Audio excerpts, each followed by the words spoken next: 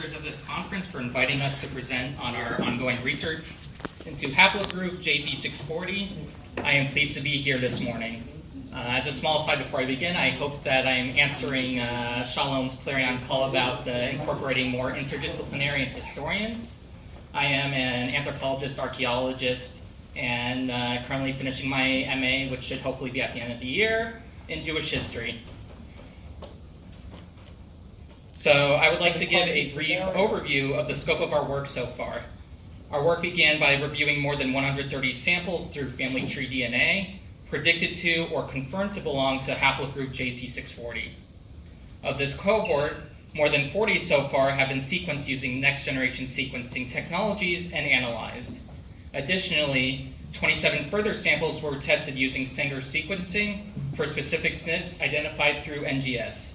A phylogenetic tree was then constructed on the basis of these results, and dating was done according to the structure provided by Adamov et al. Finally, the resulting dating and phylogeny were placed within historical and anthropological context based on our analysis. In the course of our research so far, three main subclades have been identified: JBY74, JZ2293, and JFGC5230. Other younger subclades have also been identified. Within JZ640, there are several populations with multiple branches, including Arabs, Jews, both Ashkenazi and Sephardi, Iberians, and Armenians. In addition, JZ640 has also been found in additional minority groups, mainly from Levantine populations. JZ640 was first identified in 5 samples from the Human Genomes Project. Since the Human Genomes Project, 3 more samples have been published, including a Sardinian from Paolo Francalacci's work, and 2 Arab samples from Juan Rodriguez Flores' work. The J-Z640 project on family tree DNA, started by one of my co-writers, Leon Cole, contained far more samples either confirmed by SNP or NGS to be J-Z640 positive, or predicted to based upon STR analysis. Based on our initial data set, it became apparent that the academic literature gave an incomplete view of the populations found in the haplogroup. In addition, early dating of J-Z640 found in public phylogenetic trees was predicted to be around 4,000 to 5,000 years old. Because upon the apparent diversity of populations found in J-Z640 and early public dating of J-Z640's age, we asked ourselves, what could expanded research and testing of J-Z640 tell us about its origins and development? We decided to embark on a large-scale interdisciplinary research following 2 planks. The first was expanded NGS testing and Sanger sequencing of individual samples. Based on the STR results, we made the effort to test those with the most divergent results. Our second plank was deep anthropological and historical research and analysis. To accomplish this, we incorporated archaeological and archival data, GIS analysis of the stated origins of the samples, critically appraised the genealogical origins of the participants, and researched the literature on the ethnogenesis of the different populations in the haplogroup. Because of the focus of our presentation is on our preliminary results of the haplogroup during the Bronze Age, we present here our preliminary dated phylogeny between 4,000 and 3,000 years before present. The dating is within the 95th percentile, and as we get more samples, the dating becomes much more refined and clearer. As is clear in the phylogeny, we have the 3 main branches here. Plus, I did not include it because this is a simplified phylogeny, but there are 3 additional branches that, as I referred to before, that are much younger. And they are also isolated as well. Our 3 main branches show varying levels of expansion, which I will discuss on a later slide. Why should we be critically appraising genealogies? Here are 3 examples from our research that shed light. Our first example involves a JZ2293 sample from Jordan. According to the participant, his tribe has a long-term tradition of Jewish origins, which isn't an advantageous claim to be making for a variety of political and religious reasons. When his results recently came back, he was found to belong to a subclade that, until this point, has been found either amongst Jews or Iberian families claiming new Christian origins. While the preliminary age of this subclade appears to be somewhere between 2,000 to 3,000 years before present, it does give us pause. We expect that with further results from the subclade, we will have greater clarity about its origins and development. Our second example involves a younger subclade of JFGC5230, which has been exclusively found among several Iberian samples of possible Converso New Christian origin, alongside a large cohort of Ashkenazi Jews and a single Sephardic Jew. The Iberian samples in particular almost all belong to one of two families. One of the families came from the valley near Mexico City before moving to New Mexico. The other family came from Lepe in southwestern Spain before moving to Monterrey, Mexico. This second family in particular shows close genealogical ties to documented New Christian families. The historical research, combined with their closeness to Jewish populations, strongly suggests that this family was indeed of Converso origins, and it is expected that further archival research may shed further light. On the other hand, we originally thought that the Sephardic Jew, a man from an Istanbuli family, represented the likely bridge sample between these Iberian samples and the Ashkenazi samples. However, NGS analysis actually showed that this Istanbuli man belonged to a very young subclade of JFGC 5230, dated to be around 300 years old and surrounded by the Ashkenazi Jews. Thus, in fact, our Sephardic sample in this branch of JZ640 is actually representative of a later Ashkenazi migration to Istanbul, who then became a part of the Sephardic community in the city. Finally, our third example is of JZ640 haplogroup in general. Many of the Arab individuals and families found so far to belong to JZ640 claim to belong to the Al-Azd tribe or branches of it. Some, indeed, are well-documented members or families of the Al-Azd. Others, it appears, may be influenced by popular claims around the internet that the SNP JZ640 means that you are Al-Azd. But importantly, we have two significant and old branches that are recognized to belong: the main branch of the Al-Azd and the Al-Shethri branch. What is particularly interesting is that the Al-Azd and the Al-Shethri belong to two separate of the oldest subclades of JZ640, JBY74, and JZ2293. One of the other significant attributes of JZ640 is the significant preponderance of minority populations. Minority populations typically remain endogamous in an effort to preserve their traditions and culture. They can be particularly useful groups when trying to answer anthropological and genetic questions.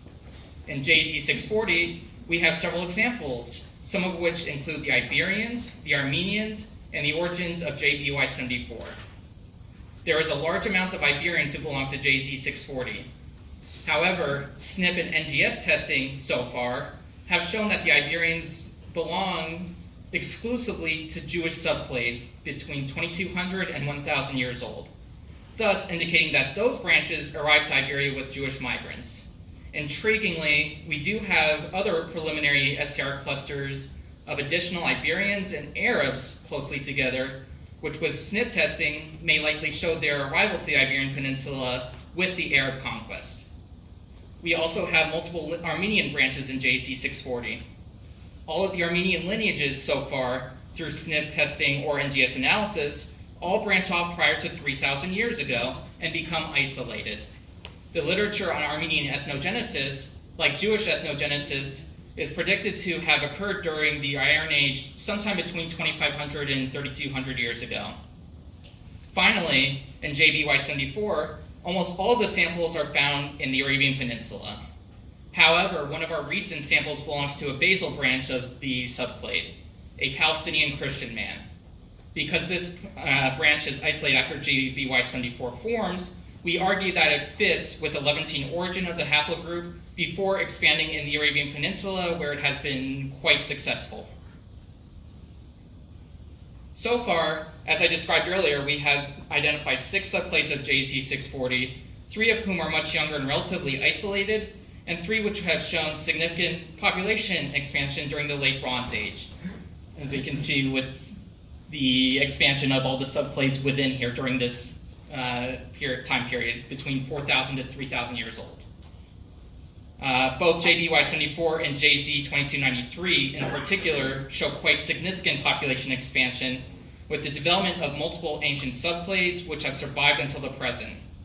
JFGC5230 has also been dated to the Late Bronze Age, but currently only has a basal branch and the isolated branch of Jews and Iberians that expands later. This branch, a Jewish Iberian one, shows expansion and development during the Golden Age of Al-Andalus, parallel to the other two Jewish branches of J-Z640, which I will show briefly in the next slide. Importantly, all these population expansions and isolations follow what we know from the historical and archaeological record. Here we can clearly see the population expansion of parallel Iberian and Jewish branches during the period of Al-Andalus. We have the 4 Iberian branches together with another one that splits off just after the formation of this subclade of JFGC 5230 that contains 3 separate branches, and then we have the Ashkenazi one, including the one Sephardic Jew, which we found developed with 21 separate unique branches in the past 800 years, which follows what we know about the Ashkenazi population expansion. And then on Z2293, we have 2 Portuguese Jews that split off around 600 years ago after being isolated for a while, thus fitting in with what we know of the late history of the Spanish Reconquista and the demise of Al-Andalus. And then parallel to that, we have quite a significant branch of JZ2293 that has another Portuguese Jewish sample identified in our Avotenu survey of Jewish populations, Sephardic populations in particular, alongside 3 Iberian samples that also branch off a little earlier from that. And we have one actually that claims that he is New Christian and has actually returned to Judaism.